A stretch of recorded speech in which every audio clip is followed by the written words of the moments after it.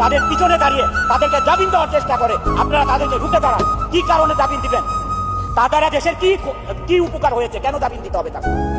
একটা লোক র্যাপ করে তারা যাকে র্যাপ করছে তার বাবা মা একটা লয়ার করে তার ন্যায় বিচার পাওয়ার জন্য, আর যে র্যাপ করছে সেও লয়ার করছে তাকে খালাস করার জন্য।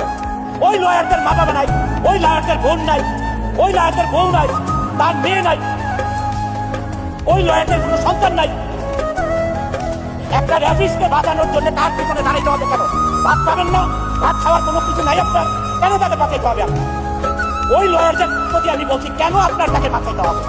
আপনি তো জানেনই সে র্যাপ করেছে, তাহলে তাকে কেন আপনার বাঁচাইতে হবে? শুধু টাকার জন্য।